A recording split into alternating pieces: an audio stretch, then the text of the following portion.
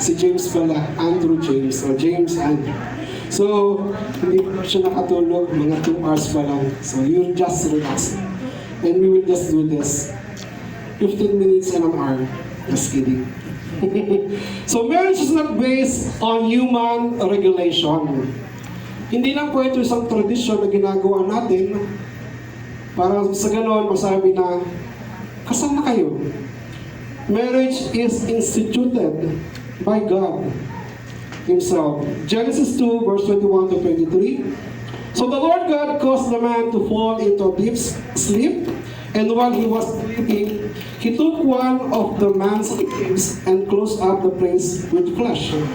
Then the Lord God made a woman from the rib He had taken out of the man, and He brought her to the man. The man said, "This is now bone of my bones and flesh of my flesh. She shall call woman, for she was taken out of man." Para saan ba yung kasal? Diba? What is the purpose of marriage? There are so many reasons why people get into marriage. Alam niyo po ba yun? Maraming dahilan kung bakit yung mga tao nagpapakasal. Sa secular, they are marrying because of... Thank you, sir. They are marrying because of sex, companionship, security, economic advantage, connection, or political alliance. Yun ang mga dahilan kung bakit minsan ang iba nag-aasawa. If that is your reason, your marriage will not last. Hindi po yan tatagal. That's why we don't take it easy about marriage. We think it many times before we get into marriage. Kasi may kasabihan nga po, diba, ang pag-asawa ay hindi parang kaling isusubo at kapag napaso ay ilulubak. For the purpose of marriage must be honoring God. God's idea of marriage is the blending of two lives in the deepest possible way into a new unit that will both satisfy the individuals involved and serve the purpose of God in the highest possible manner. God's answer to man's need was to create a woman. So ang pangangailangan ng lalaki, nakita ng Panginoon Diyos, hindi magbibigay ng satisfaction ng mga animal, kaya gumawa siya ng katulad din natin. To be his partner, helpmate, suitable, helper, helpmeet, one who fulfill or supplies what is lacking. Again, let me read Genesis chapter 2 verse 18 and 21 to 24. The Lord God said, it is not good for the man to be alone. I will make a helper suitable for him. So the Lord God caused the man to fall into a deep sleep, and while he was sleeping, He took one of man's rib and closed up the place with flesh.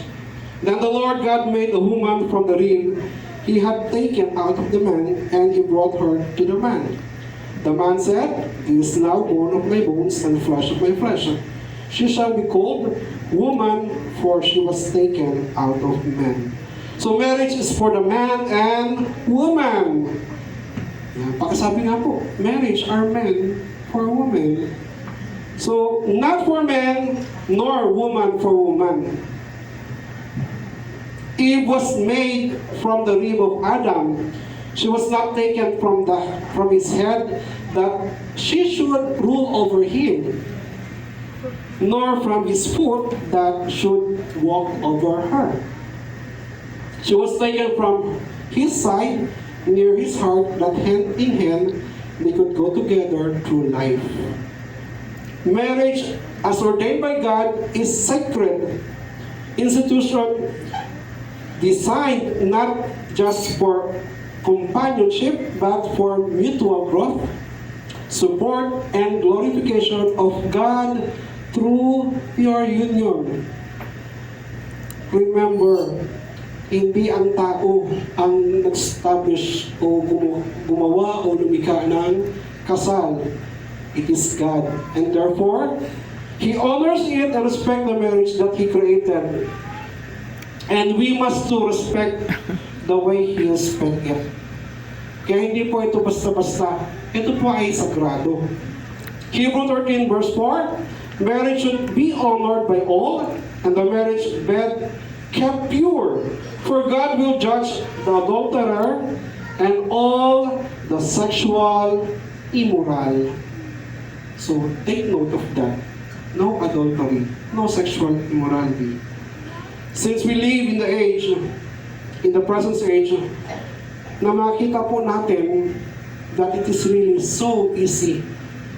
Kumbaga, sa movie, di ko minsan ikita mo, nagkakilala lang, all of the sudden, they will have sex. But we will not do that.